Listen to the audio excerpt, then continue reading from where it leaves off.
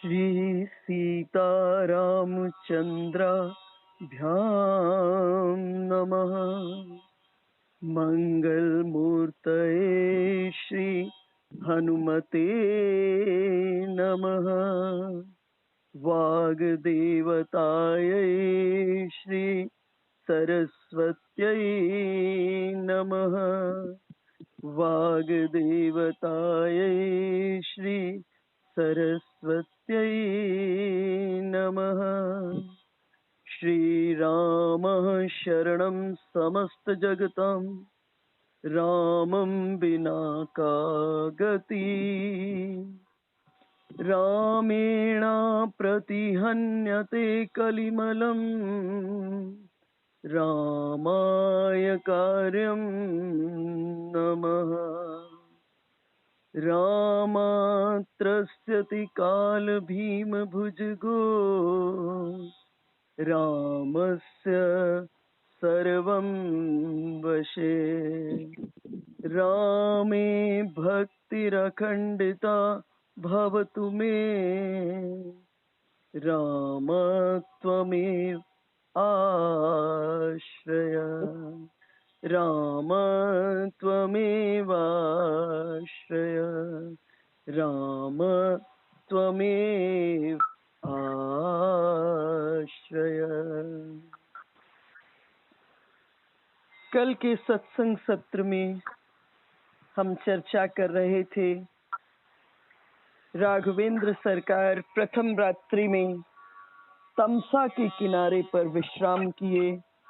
अगली प्रातः अवधवासियों को मध्य रात्रि में ही अवधवासियों को वहीं सोया हुआ छोड़ करके भगवान गंगा के किनारे श्रृंगवेरपुर निषादराज गुह की राजधानी में पहुंचे।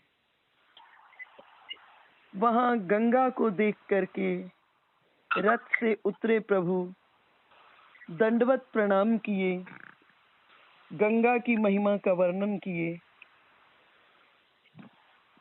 सबने स्नान किया। निषादराज गुह ने समाचार पाया। अपने परिकर के साथ अनेकों उपहारों को लेकर भगवान के स्वागत के लिए निषादराज गुह आए। कहे, नाथ कुशल पद पंकज देखे, भयउ भाग भाजन जन लेखे। देव धरनी धन धाम तुम्हारा, मैं जनु नीचु सहित परिवारा। भगवान का स्वागत किया। कहे, प्रभु 14 बरस तक आप इस निषाद की राजधानी को अपनी राजधानी बनाइए। भगवान ने कहा, नहीं निषाद, मुझे पिता की आज्ञा नहीं है किसी भी नगर में, किसी भी राज्य में प्रवेश करने की, परंतु प्रभु निषाद के इस निमंत्रण को अस्वीकार भी नहीं कर पाए। और श्री राम वहीं राजधानी के बिल्कुल बाहर एक सुंदर शिंशुपा वृक्ष के नीचे में भगवान आसन लगाए सीता जी के साथ विराजमान हुए। और निषादराज गुह गंगा के घाट पर पहुंचे और जोर जोर से सबको चिल्लाकर पुकार कर कह रहे हैं, दौड़ो, गंगा जिन चरणों से निकली है आज वो स्वयं चलकर आए हैं। लोग नाचने लगे। इतने भाव मगन हो गए गांव के लोग। जिसके पास जो था सब प्रभु के चरणों में समर्पण करने लगे। भगवान सबसे मिलते हैं। प्रभु पूछते हैं, कैसे हो? आज सदियों के बाद किसी ने पूछा था इनसे कि कैसे हो। लोग रोने लगे। लगा श्रृंगवेरपुर में स्वर्ग उतर आया है। भगवान आज जल्दी सो गए। पूर्व रात्रि का श्रम, गंगा का शीतल तट और गुह का प्रेम भरा आतिथ्य भगवान आनंद से सोए हैं। निषाद ने सब लोग कहा, म्यूट कर लीजिए भाई, सब लोग म्यूट कर लीजिए, आवाज बहुत आ रही है, सब लोग म्यूट कर लीजिए। भगवान जी मालिक। आनंद से सोए हैं। निषाद ने कहा, लक्ष्मण आप विश्राम करें, मैं सेना सहित देखभाल कर रहा हूं। इधर बड़ा अद्भुत दृश्य है। लक्ष्मण जी का निशाना निषाद पर है, निषाद का निशाना लक्ष्मण जी पर है, और जितने कोल भील हैं वहां पर उनका निशाना निषाद और लक्ष्मण दोनों पर है। राजनीति में कुछ भी हो सकता है। सभी अपने अपने ढंग से रघुनाथ जी की रक्षा कर रहे हैं। रघुनाथ जी सीता जी सोए हैं, और उस बीच में निषाद राजगुह लक्ष्मण से कहे। निषाद राजगुह सीता जी लक्ष्मण जी को सीता जी और राघवेंद्र सरकार को सोए हुए देखे और व्याकुल हो गए सोए हुए देखकर। कहे कि सीता जी, इनके पिता कौन हैं? राजा जनक। श्वशुर कौन है? राजा दशरथ। जब सशरीर स्वर्ग में जाते हैं तो इंद्र आधा आसन खाली इनके लिए कर देता है। पति कौन है? ब्रह्म के अवतार। पिता जनक जग विदित प्रभाऊ, ससुर सुरेश सखा रघुराऊ, रामचंद्र पति सोबय देही, सोबत मही विधि बाम के देही। कह रही है कि जिनके प्राणों की तरह सब अपनी साज संभाल करते थे सीता जी। कल मैं आपसे चर्चा की थी, जिस समय वनवास के लिए प्रस्थान से पहले सीता जी राघवेंद्र सरकार के पास आई और कही कि मैं भी आपके साथ वन में जाऊंगी। तब कौशल्या जी ने स्पष्ट किया। कौशल्या जी ने कहा, मेरे पुत्र सीता वन में कैसे रह पाएगी? जब से सीता जी आई हैं, मैंने उन्हें आंख की पुतली की तरह से संभाल के रखा है। मैं उन्हें पलंग से जमीन पर भी पांव रखने नहीं देती हूँ। पलंग से गोद में उठा करके उन्हें हिंडोरे पर बिठा देती हूँ। कभी मैंने उन्हें दीपक की बाती को भी हटाने के लिए नहीं कहा है। इस प्रकार से सीता जी को मैं रखती हूँ। और कभी महल की दीवारों के ऊपर में बंदर की जो एक दो तस्वीर है उसको देखती हैं तो डर जाती हैं कि वन के भीतर में हिंसक जीव जंतु राक्षसों के बीच में कैसे रहेंगी। तो निषाद भी वही कह रहे हैं, जोगवई जिनहि प्राण की नाई, जिनको प्राणों की तरह सब साज संभाल करते थे, मही सोबत ते ही राम गोसाई। वही प्रभु रामचंद्र आज पृथ्वी पर सो रहे। पिता जनक विदित जग विदित प्रभाव। सीता जी हैं, इनके पिता कौन है? राजा जनक है। जग विदित प्रभाव, जिनका प्रभाव जगत में प्रसिद्ध है। ससुर सुरेश सखा रघुराऊ, और जिनके ससुर कौन है? सुरेश अर्थात इंद्र के मित्र हैं, ऐसे दशरथ। और रामचंद्र पति सोबय देही, और पति कौन है? ब्रह्म के अवतार श्री राम हैं। और आज इस प्रकार से पृथ्वी पर सो रही हैं। सिय रघुबीर की कानन जोगु, कर्म प्रधान सत्य कह लोगु। क्या सीता रामचंद्र जी बन के योग्य हैं? सत्य है कि कर्म ही प्रधान है। इस जगह ऐसा लग रहा है लक्ष्मण जी महामंडलेश्वर की तरह ज्ञान दे रहे हैं निषाद राजगुह को। निषाद राजगुह को लक्ष्मण जी कहे, सुनो निषाद, काहू न को सुख दुख कर दाता, निज कृत कर्म भोग सब भ्राता। सुनो लक्ष्मण, सुनो निषाद, इस जगत में कोई किसी को सुख नहीं देता और इस जगत में कोई किसी को दुख नहीं देता। जीव के अपने ही किए हुए कर्मों का फल इस जगत के भीतर में आकर के जीव भोगता है। कोई किसी को सुख नहीं देता, कोई किसी को दुख नहीं देता। व्यक्ति का कर्म जो है उसके सुख और दुख का कारण होता है।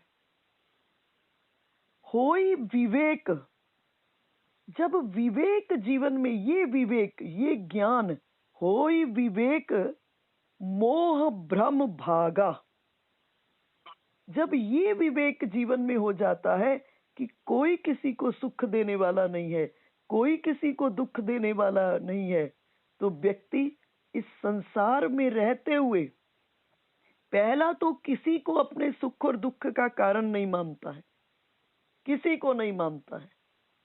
ये ज्ञान हो जाता है तब किसी को अपने सुख और दुख का कारण नहीं मानता, तब वो विवेक के माध्यम से चिंतन करता है कि आज मेरे जीवन में दुख जो आया है, निश्चित पूर्व के भीतर में मुझसे कोई असावधानी हो चुकी है, निश्चित पूर्व में मैंने कोई ऐसा कर्म कर दिया है जिसका फल मुझे आज भोगना पड़ रहा है।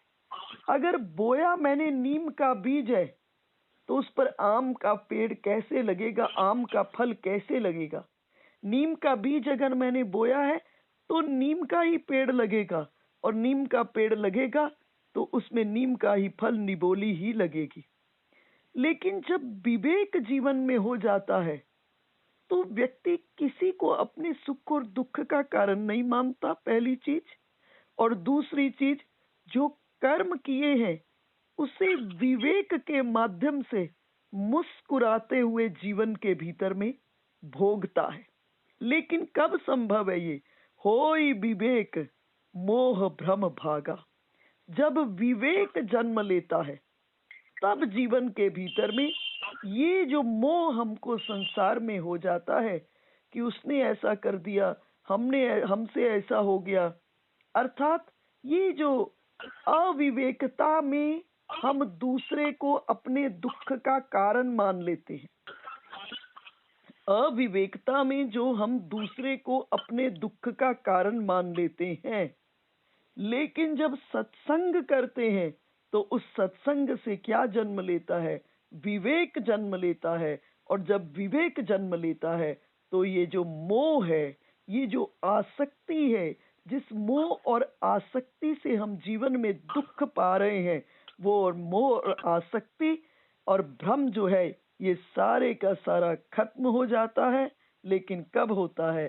तब रघुनाथ चरण अनुरागा, जब ये हो जाता है तब क्या होता है? श्री राम के चरणों में स्थायी प्रेम होता है, स्थिर प्रेम होता है, अर्थात ऐसा प्रेम जो टिकता है, जिसके केंद्र बिंदु में केवल परमात्मा होता है, परमात्मा को छोड़कर अन्यत्र केंद्र में नहीं होता। देखो, एक गोला होता है ना, उस गोले के बीच में एक गोला, एक सर्कल होता है, सर्कल का एक केंद्र होता है, सेंट्रल पॉइंट, और एक क्या होती है? पेरिफेरी होती है। सेंट्रल में श्री राम, सेंट्रल में महादेव, सेंटर में श्री कृष्ण, हमारे केंद्र के सेंटर में ब्रह्म होना चाहिए। पेरिफेरी में कोई भी आ सकता है, लेकिन केंद्र के अंदर ब्रह्म। इसलिए इस पकड़ को जीवन के भीतर में जितनी गहरी कर सकते हो कर लें कि अपने केंद्र में परमात्मा को छोड़कर अन्यत्र किसी को नहीं आने दें। और जो पेरिफेरी है उसमें कितने भी लोग रहें, कोई प्रॉब्लम की बात नहीं है। जीवन के भीतर में आनंद ही आनंद होगा। तो लक्ष्मण जी कह रहे हैं, काहू न कोऊ सुख दुख कर दाता। इस जगत के भीतर में कोई किसी को सुख नहीं देता, कोई किसी को दुख नहीं देता। देखो, भगवान बहुत ऊपर, मैं कहूं भगवान कहते मैंने सुख और दुख बनाया ही नहीं, ये तो तुम्हारी कल्पनाओं के खेल हैं। मैंने तो एक ही वस्तु बनाई है, आनंद। और उस आनंद की कब प्राप्ति होगी? तब प्राप्ति होगी जब तुम अपने सत और चित्त को मेरे साथ जोड़ दोगे। और जैसे ही तुम्हारा सत और चित्त मेरे साथ जुड़ेगा, उसी समय तुम आनंदमय हो जाओगे। एक क्षण का भी अंतर नहीं होगा, उसी समय हम आनंदमय हो जाएंगे।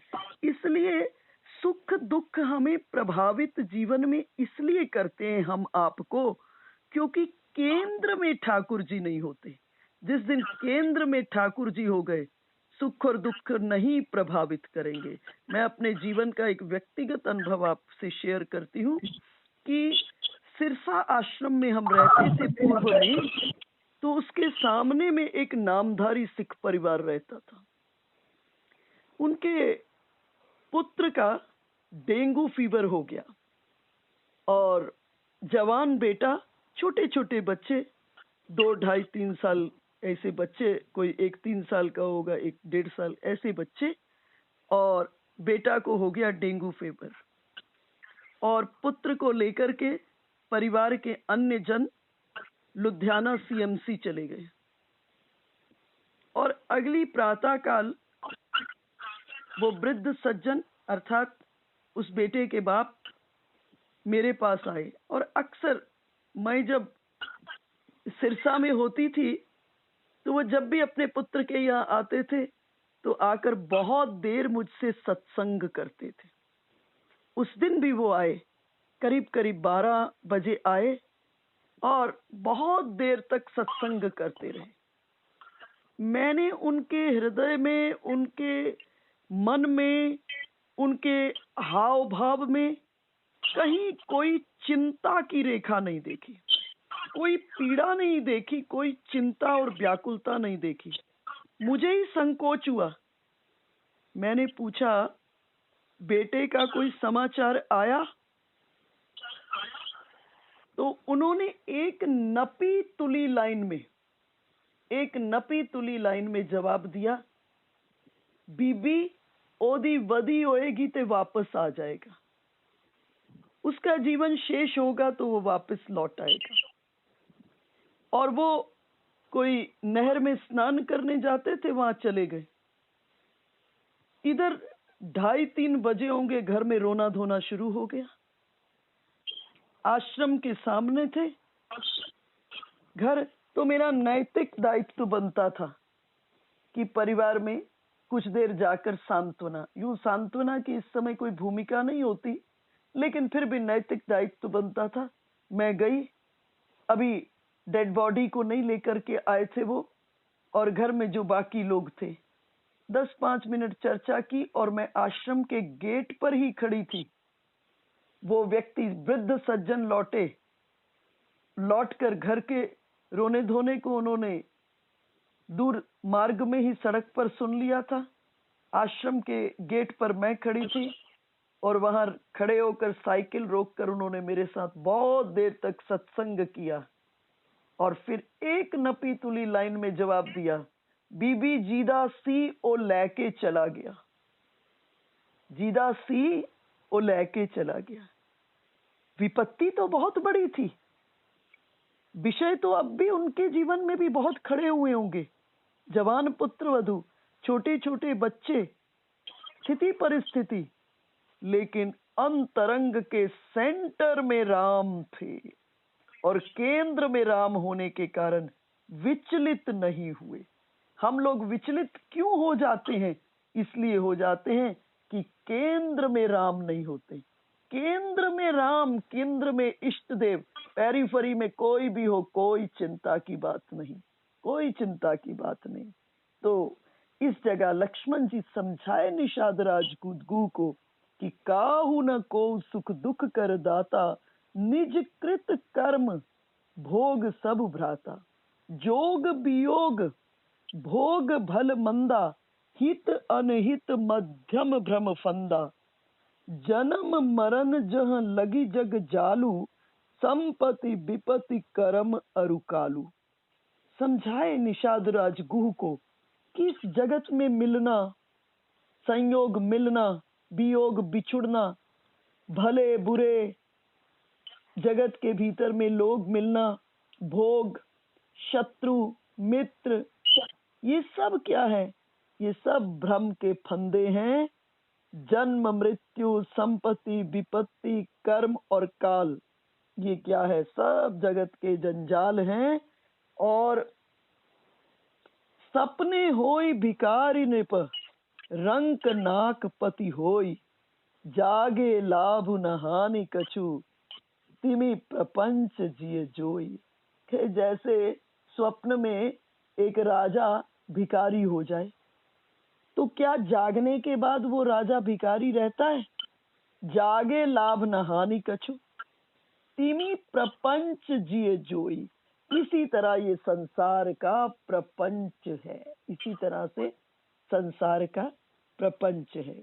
और लक्ष्मण जी कहे कि मोह निशा सब सोवनिहारा, देखिए स्वपन अनेक प्रकारा, एही जग जामनि जागहि जोगी, परमारथी परपंच वियोगी, जानिए तबहि जीव जग जागा, जब सब विषय विलास विरागा, होई विवेक मोह भ्रम भागा, तब रघुनाथ चरण अनुरागा। लक्ष्मण जी कहे इस संसार में व्यक्ति मोह रूपी रात्रि में सोया हुआ है। इस संसार में मोह रूपी रात्रि है, और जिस मोह रूपी रात्रि में सब सोए हैं। देखो, एक रात्रि में सोया है और स्वप्न देख रहा है, और एक दिन में जागते हुए जागतिक स्वप्न देख रहे हैं। दोनों ही स्वप्न, सिर्फ अवधि का अंतर है, सिर्फ ड्यूरेशन का अंतर है। जो रात में देख रहे हैं वो भी स्वप्न है, और जो दिन में देख रहे हैं वो भी स्वप्न है। दोनों ही स्वप्न। एक छोटे दृष्टांत के माध्यम से समझिए। एक बार राजा जनक रात्रि में सोए और अचानक हड़बड़ाकर उठे, और उठते ही एक बात कह रहे हैं, ये सच है या वो सच है, ये सच है या वो सच है। एक ही बात बार बार कह रहे। महारानी ने देखा कि महाराज को क्या हो गया है, एक ही बात बोलते जा रहे। महारानी ने वैद्य को बुलाया। वैद्यों ने अनेकों प्रयास किए, लेकिन राजा जनक की स्थिति में कोई परिवर्तन नहीं। सिर्फ एक ही बात बार बार दोहराते हैं, ये सच है या वो सच है। समाचार पहुंचा अष्टावक्र जी के पास। अष्टावक्र जी आए और राजा जनक की स्थिति को देखे, और देखकर ध्यान में गए कि हुआ क्या है राजा के साथ। ध्यान में देखे कि राजा जनक ने स्वप्न में देखा है कि एक अन्य राजा ने उनके राज्य पर आक्रमण कर दिया, और इस आक्रमण में राजा जनक हार गए, पराजय प्राप्त हुई, और राजा जनक को विजेता राजा ने उनके राज्य पर कब्जा कर लिया, और राजा जनक को देश निकाला दे दिया। राजा जनक अपने राज्य की सीमा से जा रहे थे बाहर। इतनी भूख प्यास लगी राजा जनक को, लगा अभी शरीर से प्राण निकला कि अभी शरीर से प्राण निकला। और तभी दृष्टि पड़ी एक व्यक्ति के पर।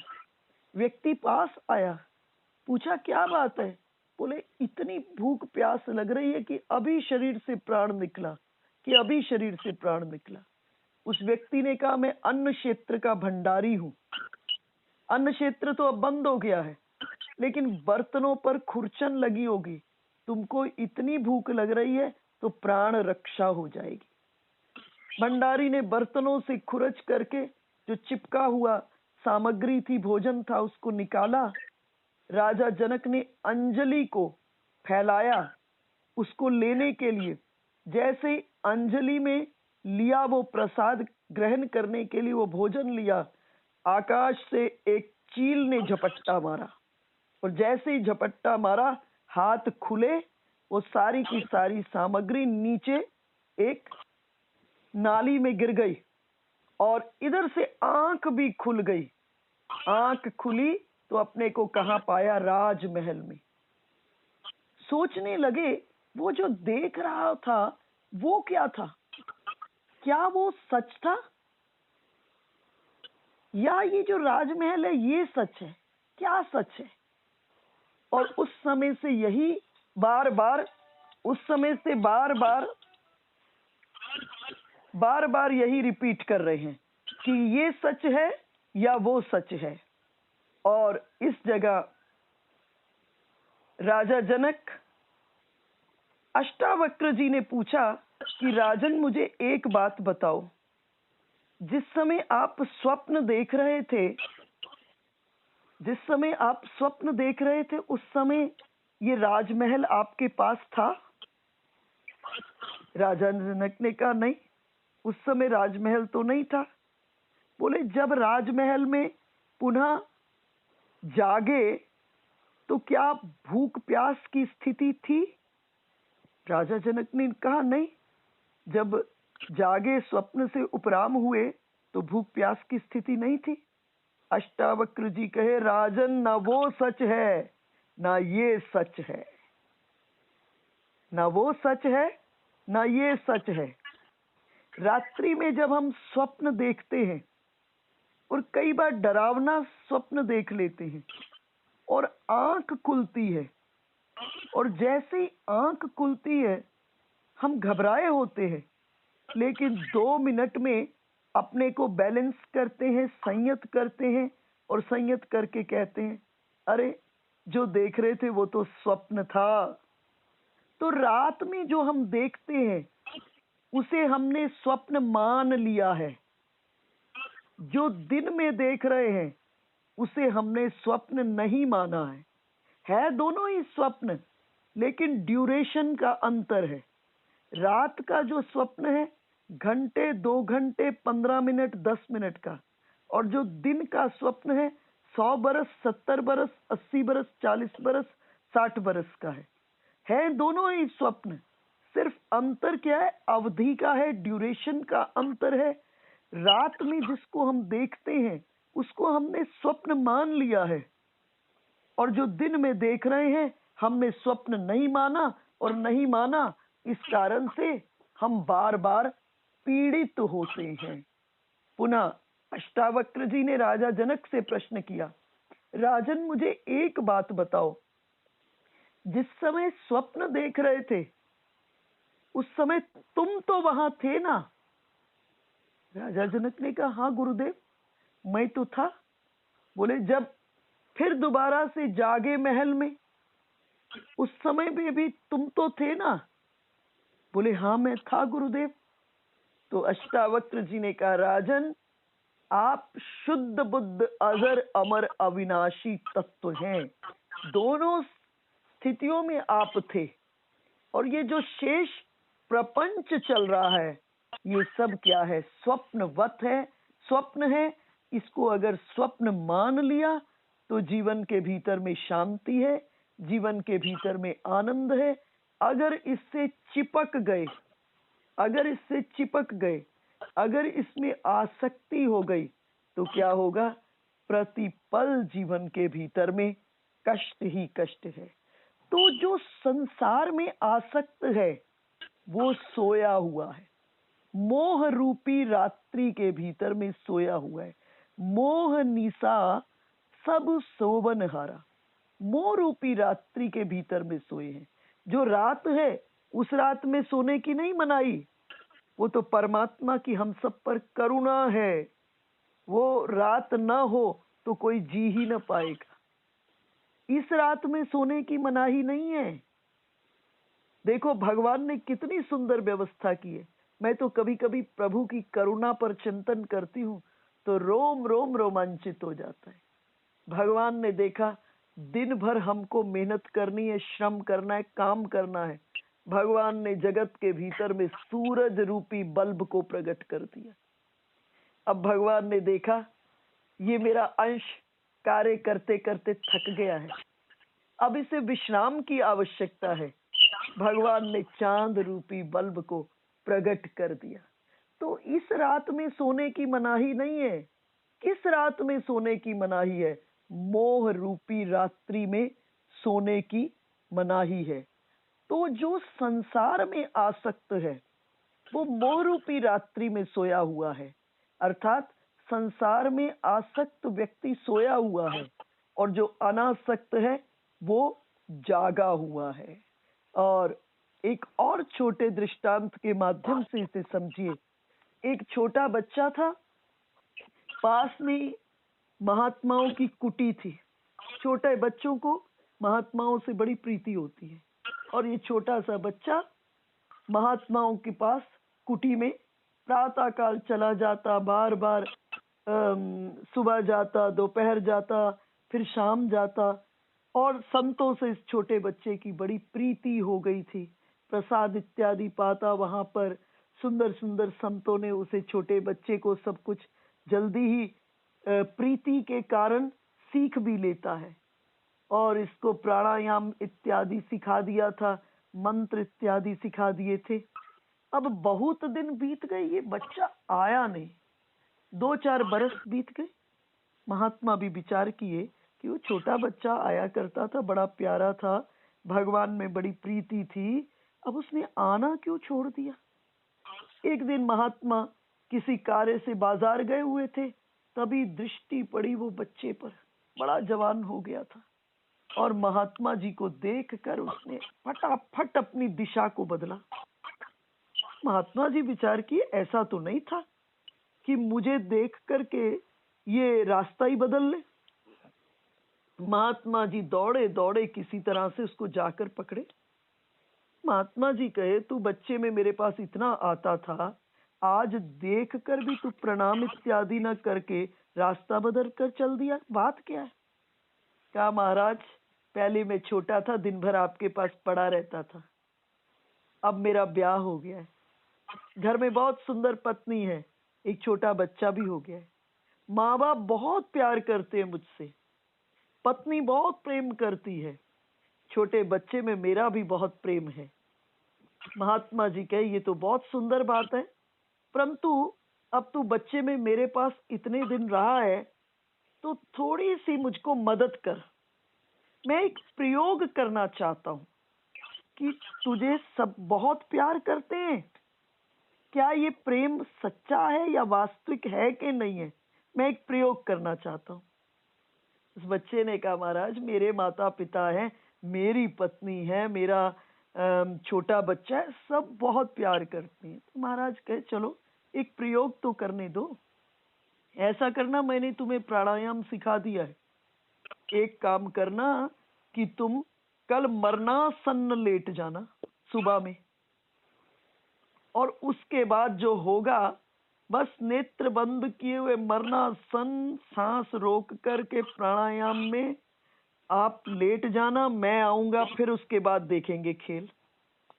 वो बच्चा महात्मा के पूर्व के संस्कार तो थे ही, सुबह में पेट दर्द का बहाना करते करते मरणासन्न लेट गया। घर में रोना धोना मच गया और ठीक उसी समय उस गली से महाराज, घर वालों ने महात्मा जी के चरण पकड़े, कहे आपके पास बहुत ये चाहता था, बच्चे में बड़ा प्रेम करता था, जरा कृपा करो, दया करो। महाराज ने पूछा, हो क्या गया? बोले, आपका वो छोटा बच्चा मरणासन्न पड़ा हुआ है, आप कुछ कृपा तो करो। महात्मा जी ने कहा, मैं तो एक ही तरीका जानता हूँ, इसका तो जीवन हो गया शेष, आप में से कोई दे दे इसको शेष जीवन, तो मैं इसे पुनः जीवित कर सकता हूँ।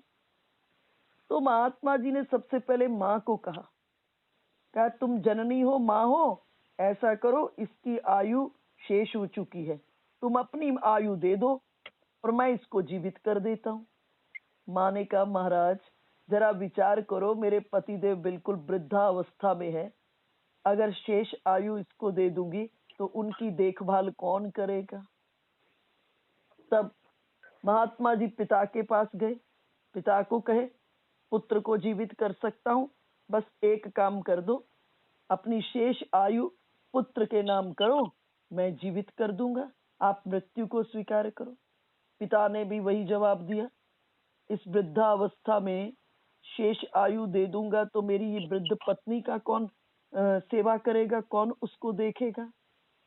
ये मरणासन्न अवस्था में लेटा हुआ बालक सुन रहा है और तब उस बच्चे की पत्नी को कहा कि ऐसा करो, तुम्हारे पति हैं, अपना जीवन दो, मैं इन्हें जीवित कर देता हूँ। पत्नी ने कहा जरा तो विचार करो, दूध पीता बच्चा है, इसको कौन देखभाल करेगा। अंत में सबने मिलकर कहा महाराज आप ही दे दो अपना जीवन, हम आपकी समाधि वमाधि बना देंगे, आप ही जीवन दे दो। और महाराज कहे चलो मैं दूसरी युक्ति प्रयोग करता हूँ। अपने झोले से एक पाउडर सा निकाले, था तो कुछ भी नहीं, निकाले और उसके मुंह में डालकर मंत्रोच्चारण करने लगे। वो बच्चा उठा और उठ करके सबको देख रहा है, घर में खुशी की लहर दौड़ाई। लेकिन वो बच्चा घर से बाहर निकला, महात्मा जी के पीछे चलने लगे। महात्मा जी बोले मैं तुझे लेने नहीं आया हूँ, याद रखना ये कर्म भूमि है, कर्म तुम्हें करना पड़ेगा, लेकिन विवेक पूर्ण कर्म करना। तुम मोह से जागो, तुम आसक्ति से जागो, और जब मोह और आसक्ति से तुम जागोगे, होई विवेक मोह भ्रम भागा। जैसे ही विवेक होता है तो मोह रूपी भ्रम जो है वो चला जाता है, खत्म हो जाता है। और तब रघुनाथ चरण अनुरागा, और तब श्री राम के चरणों में स्थायी प्रेम होता है, स्थायी स्थिर प्रेम होता है। वैसा प्रेम जो कभी फिर इधर उधर हिलता जुलता नहीं है। तो भगवान इस प्रकार से रात्रि के भीतर में लक्ष्मण जी के साथ निषाद राज गुह का संवाद हुआ। प्रातः काल प्रभु जगे और जग करके प्रभु कहे कि बट वृक्ष के दूध को लेकर के आओ, और बट वृक्ष के दूध से भगवान की जो गुंगराली अलकावलियां थी उन पर लगा दिया और वो जटाओं जैसी हो गई। दूध से सिर पर जटाएं बनाई और देखकर सुमंत्र के नेत्रों से आंसू बहने लगे। सुमंत्र सोच रहे हैं ये वो घुंघराली अलकावलियां जिसको देखकर पूरा जनकपुर पागल हो गया था, आज ये घुंघराली अलकावलियां जटाएं बन गई। व्याकुल हो गए सुमंत्र, और भगवान निषाद राज गुह को बुलाकर कहे कि अब मैं गंगा पार करना चाहूंगा। और इधर राघवेंद्र सरकार इस समय सुमंत्र जी को कहे कि आप अब जाएं, अब आप वापस अवध लौटें। भगवान सुमंत्र को विदा करने लगे और तब सुमंत्र का आग्रह प्रभु से वापस जाने के लिए हुआ। सुमंत्र ने अब भगवान के सामने में बताया कि प्रभु चलते वक्त महाराज दशरथ ने कहा था मैं 2-4 दिन आपको वन में घुमाकर फिर वापस लौटा लाऊं। और राघवेंद्र सरकार सुमंत्र जी को कहे कि ये पिता की आज्ञा नहीं है, ये सुमंत्र जी पिता की ममता की आज्ञा है। ये पिता की आज्ञा नहीं है, ये पिता की ममता की आज्ञा है। और इस जगह जब श्री राम को बहुत कहे और बिनती भूप किन जेही भांति किन्न जेही भांति आरती प्रीति न सो कही जाती, पितु संदेश सुनी कृपा निधाना, सियहि छिन्न सियहि दिन सिख कोटि विधाता। और इस जगह सुमंत्र जी ने पुनः श्री राम सीता जी के चरणों में प्रार्थना की, महाराज दशरथ की व्यथा को सुमंत्र जी श्री राघवेंद्र सरकार को कहे कि अगर आप लौटने के लिए तैयार नहीं हैं तो महाराज का आज्ञा विनती थी कि मैं सीता जी को अपने साथ लौटा कर ले चलूं। महाराज दशरथ अपनी व्यथा को कहे थे कि अगर आप दोनों नहीं लौटेंगे तो मैं आधार रहित हो जाऊंगा, मैं अवलंब रहित हो जाऊंगा, मेरे पास इस अवध में कोई सहारा नहीं रहेगा और जल के बिना जैसे मछली जीवित नहीं रहती है वैसे ही मैं भी मर जाऊंगा। ये 14 बरस की अवधि में सीता जी ही तो प्रकाश की रेखा है, प्रातः काल है।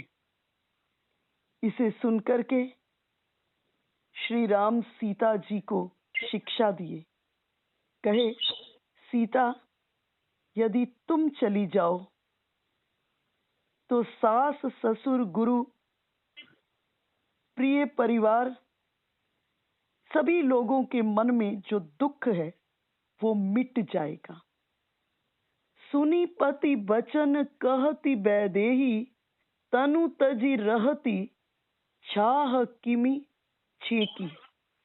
अब सीता जी श्री राम की आज्ञा को सुनकर कहती हैं कि आप करुणामय हैं, आपका हृदय करुणा वरुणालय है, आपका हृदय बड़ा विशाल है, आप बड़े परम विवेकी हैं, आप ज्ञानी हैं। आप बताओ कि शरीर अलग रहे और उसकी परछाई अलग रहे, क्या कोई चाहे अपनी छाया को अपने से अलग कर दे तो क्या ये संभव है? कोई चाहे अपनी छाया को अपने से अलग करना तो क्या ये संभव है?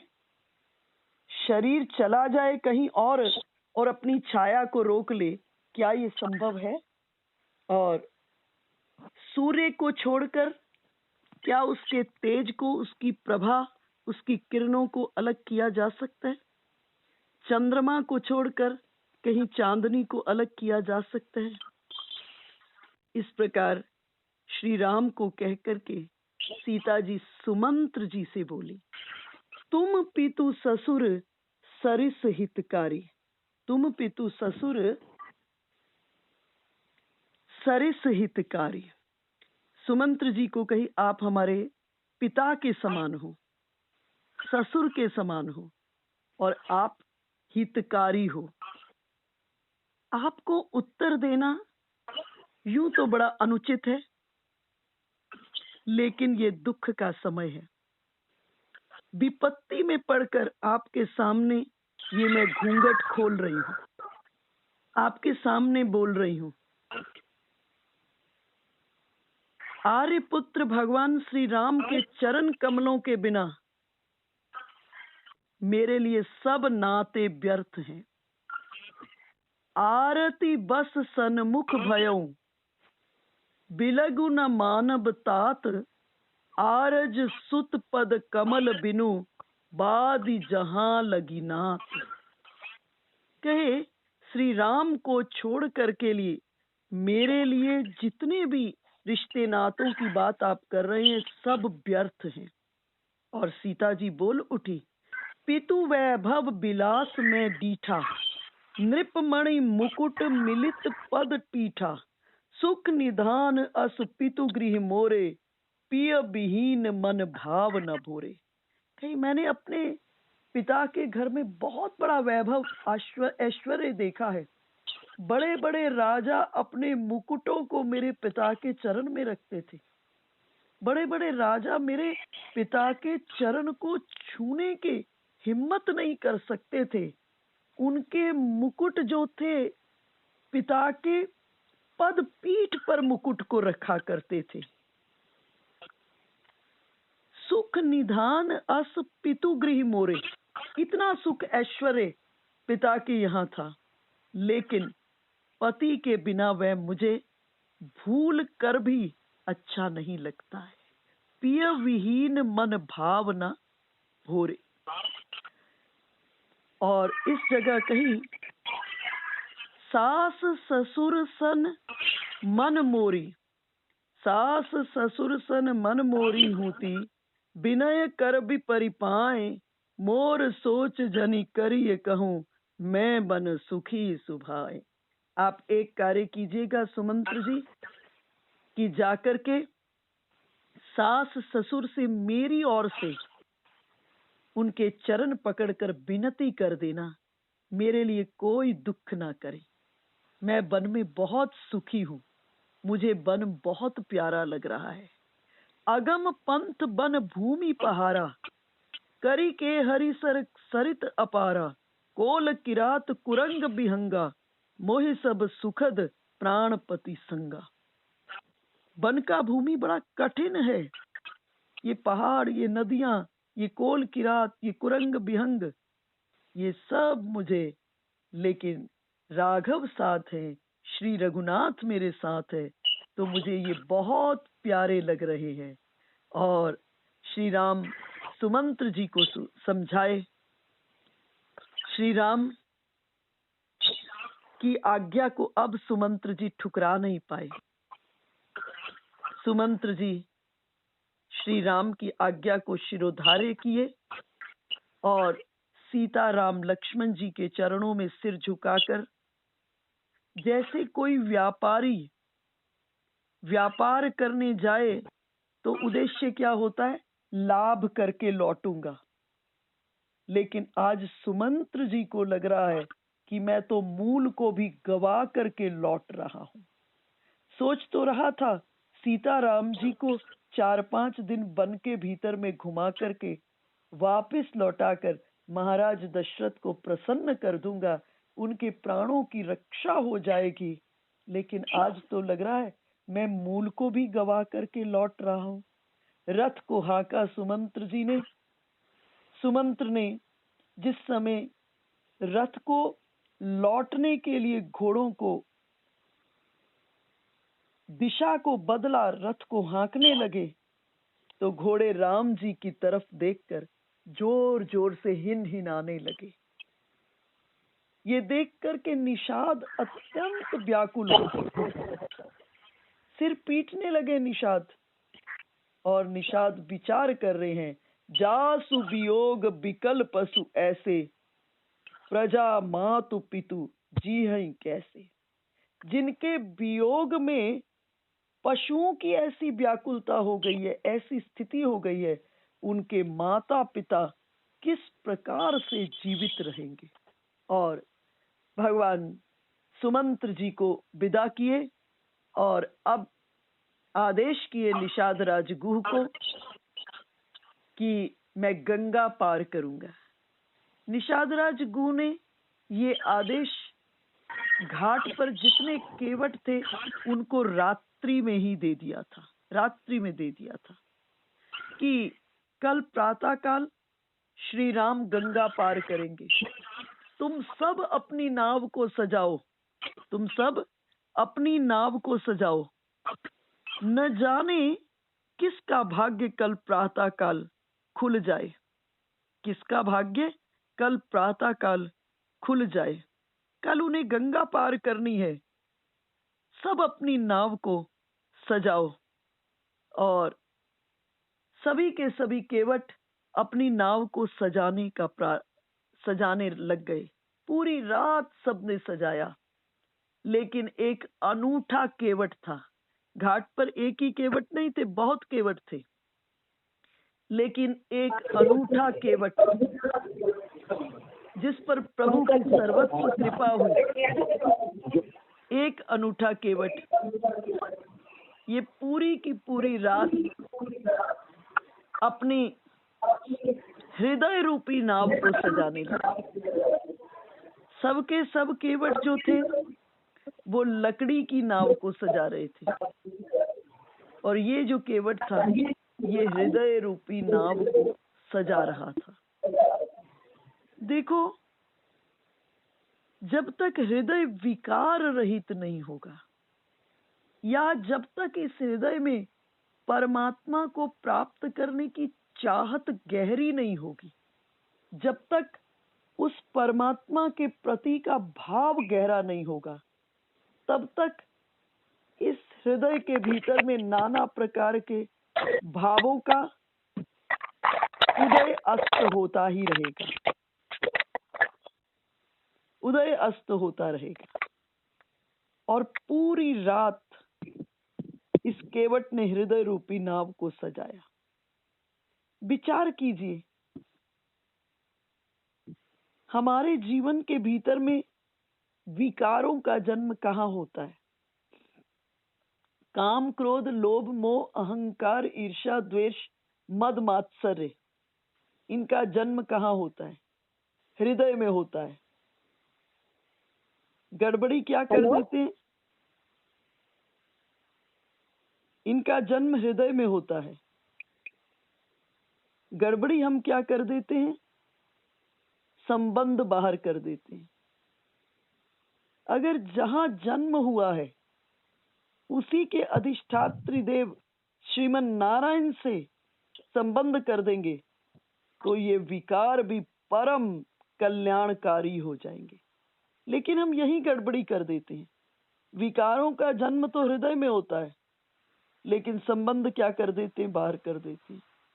इससे भी ऊपर एक बात पर विचार करें, ये जितने विकार हैं ये क्या हैं? ये आग है। काम का अर्थ क्या है? आग। क्रोध का अर्थ क्या है? आग। लोभ का अर्थ क्या है? आग। मद मात्सर्य का अर्थ क्या है? आग। ईर्ष्या का अर्थ क्या है? आग। और आग का स्वभाव क्या होता है? आग का स्वभाव होता है वो जिस जगह रहती है पहले उसको जलाती है, फिर किसी अन्य वस्तु को जलाती है। तो विचार कीजिए, जिस हृदय में ठाकुर जी को पधराना है, जिस हृदय में ठाकुर जी को पधराना है वहां विकार की गुंजाइश नहीं हो सकती। इसलिए भगवान से अगर प्रेम करते हैं तो सिर्फ इस छोटी सी बात पर विचार कीजिएगा, छोटी सी बात पर, कि ये घर जो है ठाकुर जी का है और इसमें किसी विकार की गुंजाइश नहीं।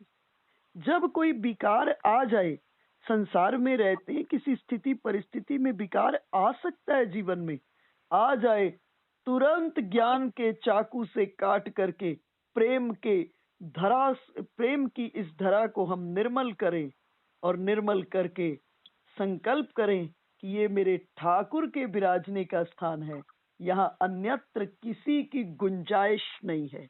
अगर ये चिंतन कर लेंगे तो विकार से हम क्षण के भीतर में मुक्त हो जाएंगे। और पूरी रात इस केवट ने हृदय रूपी नाव को सजाया। और वेदांत ने स्पष्ट कहा है कि वो परमात्मा तुम्हारा वरण करेगा। नायम आत्मा प्रवचने न लभ्य न मेधया न बहुना श्रुतेन।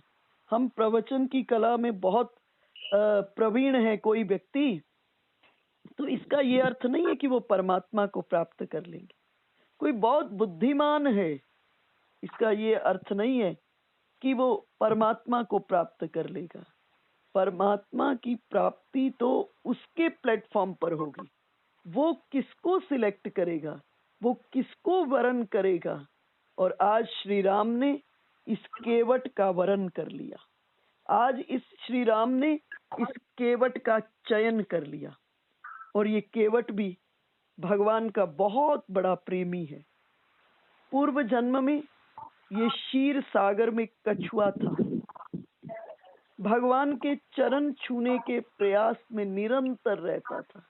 भगवान शेष की शैया पर शयन करते हैं और लक्ष्मी जी अपने हाथों से, सुकोमल हाथों से भगवान के चरण दबाती हैं। तो ये जो क्षीर सागर का कछुआ था ना केवट, पूर्व जन्म में ये बार बार भगवान के चरण छूने के लिए ऊपर बढ़ता।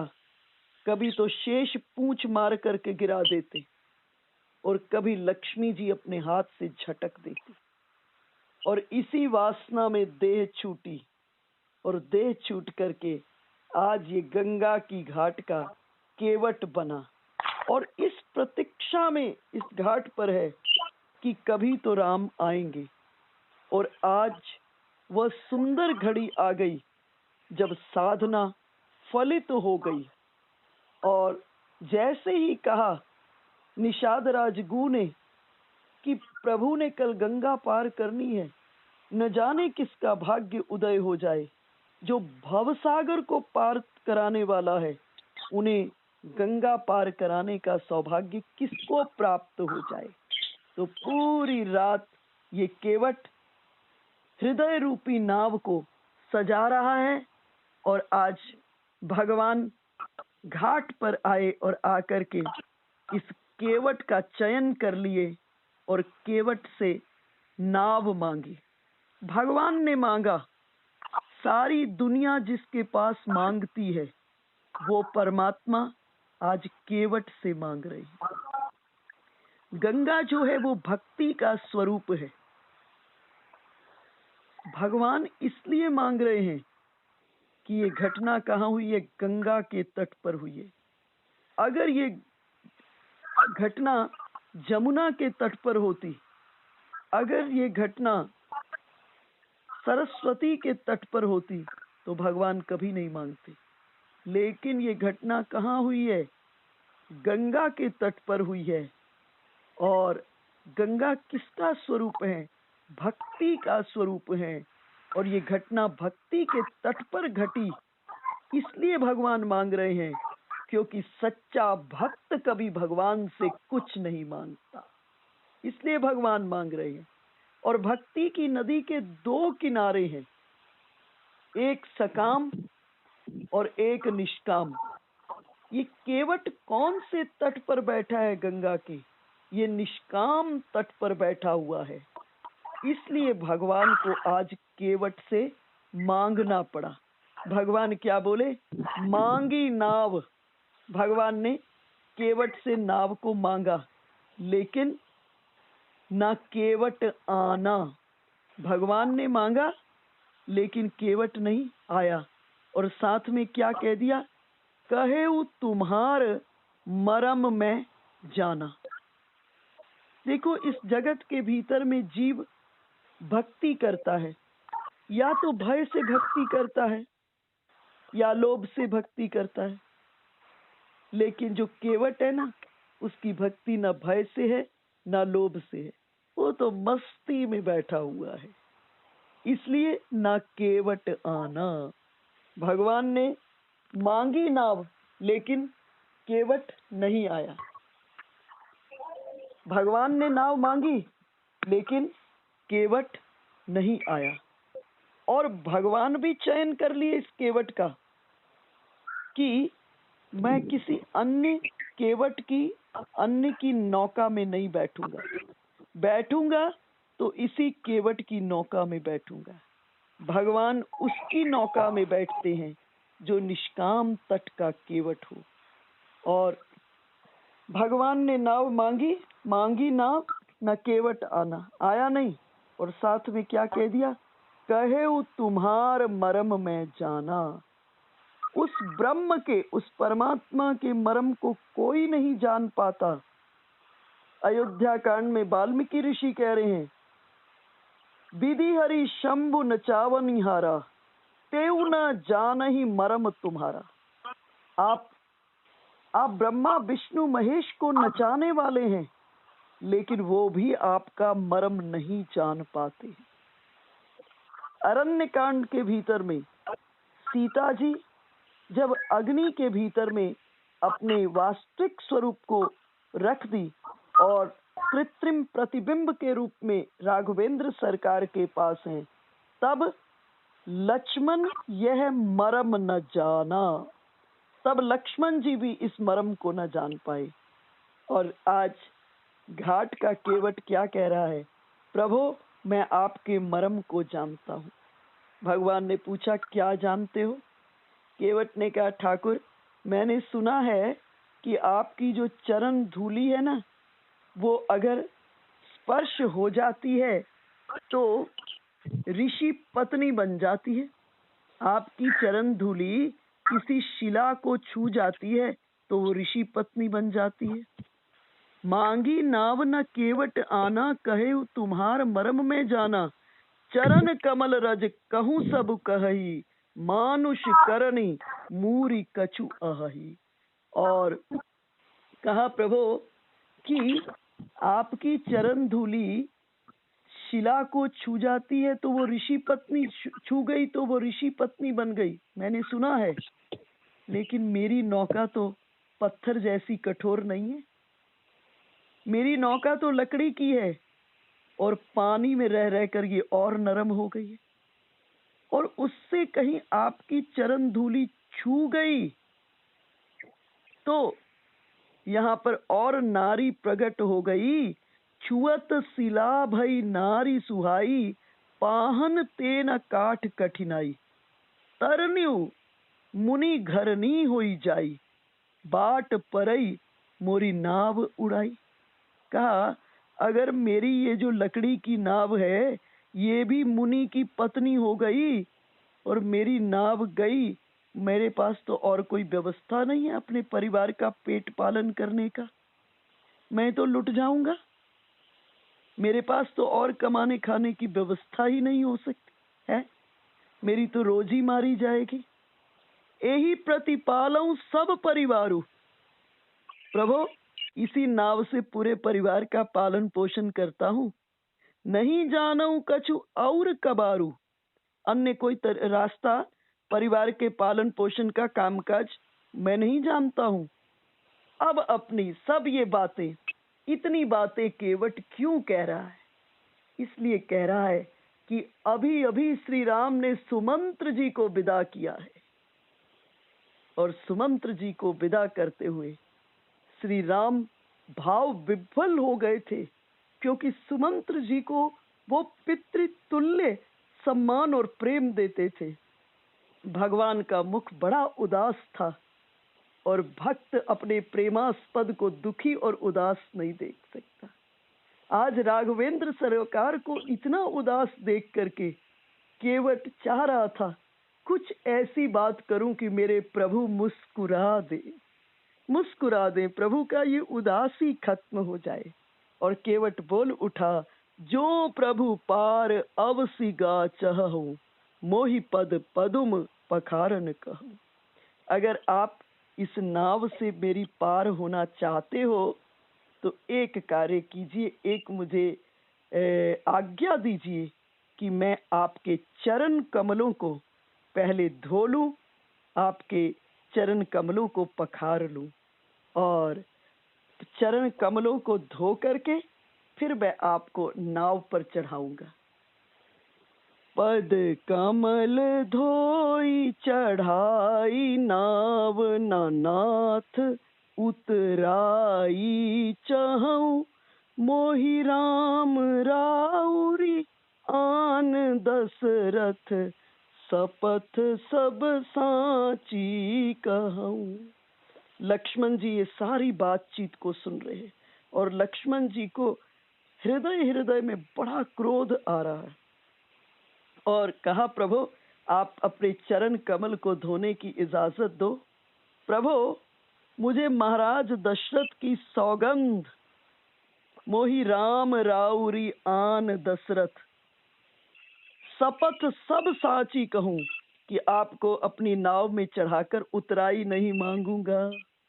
सुना जैसे ही महाराज दशरथ की सौगंध, पिता तक की बात करना प्रारंभ कर दिया ये घाट पर बैठा केवट।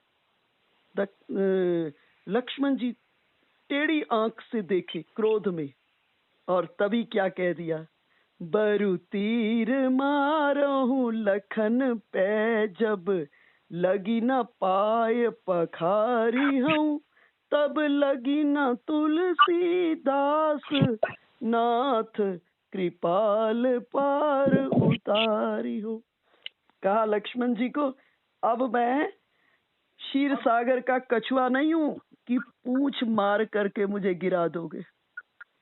आप लाख तीर मारो परंतु जब तक भगवान के चरण नहीं धो लूंगा तब तक मैं पार नहीं उतारूंगा। इस जगह केवट ने एक और बात कही, प्रभु मेरी नाव का ही क्यों आप सहारा लेते हो, पार ही तो जाना है, मैं आपको रास्ता बता देता हूँ। थोड़ी दूर जाइए, थोड़ी दूर जाकर गंगा का बहुत कम जल है, वहां से पैदल पैदल ही पार हो जाओगे। लेकिन भगवान इस केवट का चयन कर चुके थे और जिसका चयन त्रिभुवन के ठाकुर कर लेते हैं, तो अब उसके जीवन के भीतर में अन्यत्र कुछ और नहीं बचता है। और केवट के ऐसी बातों को सुनकर, सुनी केवट के बैन, प्रेम लपेटे अटपटे, बीह से करुणा एन, चितई जानकी लखन तना। केवट की इस प्रकार की प्रेम से सनी हुई बातों को सुन करके बीह से करुणा एन, भगवान विशेष रूप से हंसे। अब भगवान मुस्कुराए, अब भगवान विशेष रूप से हंसे। चितई जानकी लखन तना, और साधारण अर्थ है चितई जानकी लखन तना। लक्ष्मण जी और जानकी जी की ओर देखते हुए श्री राम विशेष रूप से हंसे। लेकिन विशेष अर्थ क्या है?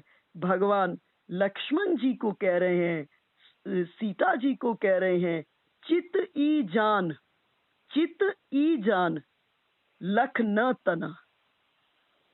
हे जानकी, हे लक्ष्मण, इसके हृदय को देखो, इसके शरीर की ओर मत देखो। इसके हृदय की ओर देखो, इसके शरीर की ओर मत देखो। इसके चित्त को जानो, चित ई जान, लख न तना। साधारण चितई जानकी लखन तना। जानकी जी और लक्ष्मण जी की ओर देखते हुए श्री राम विशेष रूप से हंसे। लेकिन विशेष अर्थ क्या है? चित ई जान, लख न तना। इसके चित्त को देखो, इसके हृदय को देखो, इसके शरीर की ओर ध्यान ना देना। देखो, वो परमात्मा आपके शरीर को नहीं, आपके स्वभाव को देख रहा है। वो परमात्मा आपकी आकृति को नहीं, आपकी प्रकृति को देख रहा है। जेहि अग बधे व्याध जिमि बाली, फिर सुकंठ सोई किन्नी कुचाली, सो कर तूति विभीषण केरी, सपने सो न राम ही हेरी। कहते हैं बाली के मरने के बाद वही पाप सुग्रीव ने किया जो बाली ने किया था, अर्थात बाली की पत्नी तारा से विवाह कर लिया। बाली की पत्नी तारा से विवाह कर लिया। लेकिन भगवान सुग्रीव की इस भूल पर जरा भी दृष्टि नहीं डाले। विभीषण भी रावण की मृत्यु के बाद मंदोदरी से विवाह कर लिया। भगवान इस भूल पर जरा सी भी दृष्टि नहीं डाले। तुम पाप करते हो, तुम पुण्य करते हो, ये परमात्मा का बिल्कुल विषय नहीं है। श्रीमद् भगवद गीता में कृष्णचंद्र स्पष्ट कर दिए, न दत्ते कस्यचित् पापम न चैव सुकृतम विभु। मैं किसी का पाप, किसी का पुण्य नहीं लेता हूँ।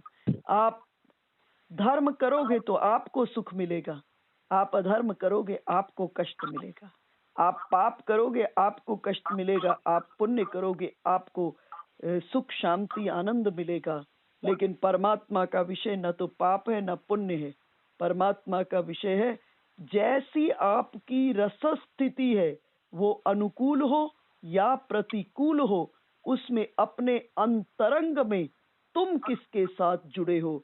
अगर विषम से विषम परिस्थिति, अनुकूल से अनुकूल और प्रतिकूल से प्रतिकूल परिस्थितियों में तुम अपने अंतरंग में उस परमात्मा से जुड़े हो, तो तुम उस परमात्मा के बहुत प्रिय हो। परमात्मा आपसे बहुत प्रेम करेंगे। यद्यपि सम नहीं राग न रोषु, गहई न पाप पुण्य गुण दोषु।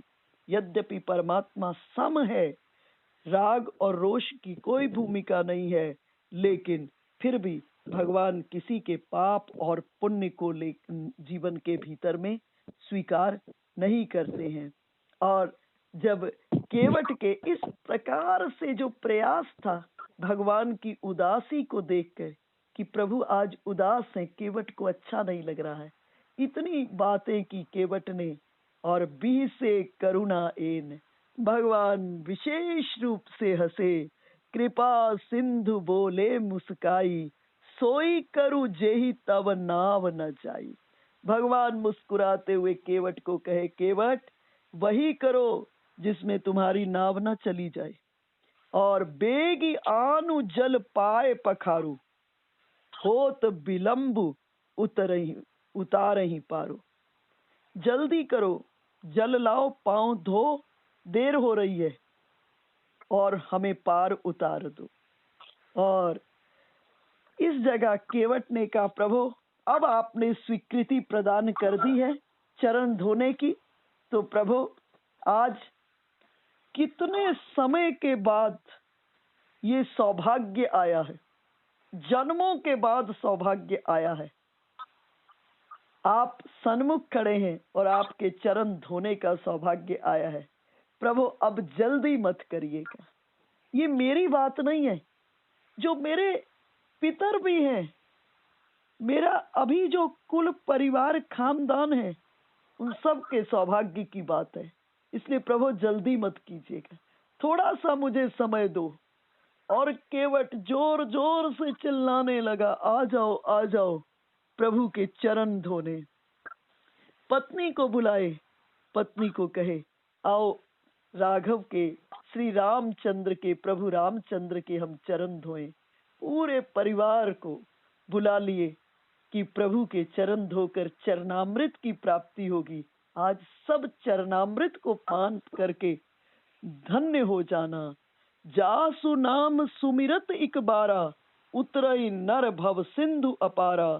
सोई कृपालु केवट ही निहोरा, जेहि जगु किए तिहु पगहु ते थोरा।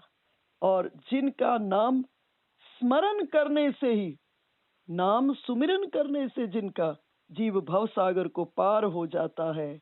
और आज वही केवट गंगा के घाट पर खड़े होकर केवट से निहोरा कर रहे हैं कि मुझे पार उतरना है। और गंगा जी, एक बार गंगा जी की विस्मय हो गई, मोह में बुद्धि आ गई कि ये त्रिभुवन के ठाकुर इस प्रकार से केवट से निहोरा कर रहे हैं। गंगा जी करीब गई, देखी प्रभु के चरण के नखों को देखी। गंगा जी आनंदित हो गई कि ये तो ठाकुर लीला कर रहे हैं, आनंदित हो गई। और इस जगह केवट पानी के कठौते को लाया। होना तो ये चाहिए था कि प्रभु को बिठाते और केवट कठौते में चरण रख करके धुलाते भगवान के, लेकिन केवट ने ऐसे नहीं किया। बड़ा बुद्धिमान केवट है ये। पूरे परिवार को, कुल खानदान को केवट बुला लिया और कठौते को ला करके प्रभु के एक चरण को धोने के लिए। और अब भगवान चरण धोएंगे तो नाव में बैठेंगे, अब गीले चरण को रखेंगे तो रेत लग जाएगी प्रभु के चरण के भीतर में। और केवट इस प्रकार से चरण धुला के प्रभु का एक चरण एक बार में धुलाए। उसके बाद प्रभु को कहे, भगवान कहे, केवट मुझे बिठाओ, आराम से चरण धो लो। केवट ने कहा, प्रभु अब चरण धुलाने तो थोड़े मेरे नियम कानून का भी तो पालन करे। भगवान कहे, केवट ऐसे लगता है इस प्रकार से तो मैं गिर जाऊंगा। केवट ने कहा, प्रभु आप अपने दोनों हाथ मेरे सिर पर रख दीजिए, आधार मिल जाएगा। और आज त्रिभुवन के ठाकुर केवट के सिर पर अपने दोनों हाथ रख दिए। धन्य हो गया ये केवट। आज त्रिभुवन के ठाकुर केवट के सिर पर दोनों हाथ रख दिए, भगवान के चरण धोए। दूर खड़ी हुई सीता जी और लक्ष्मण जी देख रहे हैं, जिन चरणों की सेवा के लिए लक्ष्मण जी और सीता जी व्याकुल हो जाते थे। जिन चरणों की सेवा के क्रम में एक चरण सीता जी को सेवा के लिए प्राप्त था और एक लक्ष्मण जी को, और आज ये केवट सौभाग्यशाली हो गया कि दोनों चरण प्रभु के धो रहा है, आनंदित। और चरण धोने के बाद अब प्रभु के चरणामृत को अपने पूरे कुल खानदान परिवार को बुलाकर सबको पंक्ति में खड़ा करके चरणामृत पान करा रहा है। अब प्रभु को अपनी नाव पर बिठाया और नाव को लेकर के चला। जैसे नाव किनारे के करीब आते फिर ये केवट दिशा बदल देता, फिर जैसे किनारे के करीब आती फिर दिशा बदल देती। प्रभु कहे, ये क्या कर रहे हो केवट? जब किनारे पर आ गई है तो किनारे पर ले जाकर हमें उतारो। केवट ने कहा, प्रभु 14 ही तो बरस की बात है, आपको किसी राज्य में प्रवेश नहीं करना, ये तो गंगा का किनारा वन है, आप 14 बरस मेरी नाव पर बैठिए, मैं 14 बरस आपको इस नाव के भीतर में खूब भ्रमण कराऊंगा। 14 बरस पूर्ण हो जाए, प्रभु आप अयोध्या वापस लौट जाइए। ये केवट का प्रेम है और भगवान धन्य हो गए। केवट के इस भाव को देखकर त्रिभुवन के ठाकुर धन्य हो गए। तब भगवान केवट को कहे, नहीं केवट, मेरे यात्रा के कई उद्देश्य हैं, अब मुझे उस पार उतारो। जब प्रभु कहे केवट को, तब केवट क्या किया, उस पार राघवेंद्र सरकार को उतारा और उतारने के बाद केवट उतरी दंडवत किन्ना। अब केवट ने दंडवत किया। भगवान ने पूछा, केवट एक बात बताओ, ये आपके यहाँ कोई परंपरा है? नियम होता है मिलने पर दंडवत, और तुम मिलने के बाद अब जब विदा होने का समय आया अब दंडवत कर रहे हो। केवट ने चरण पकड़ लिए, कहे प्रभु पहले दंडवत कर देता तो फिर इतनी धृष्टता कैसे कर पाता आपके पास। दंडवत का अर्थ क्या होता है? जब हम संतों की शरण में जाते, प्रभु के चरण में जाते, क्या करते? दंडवत।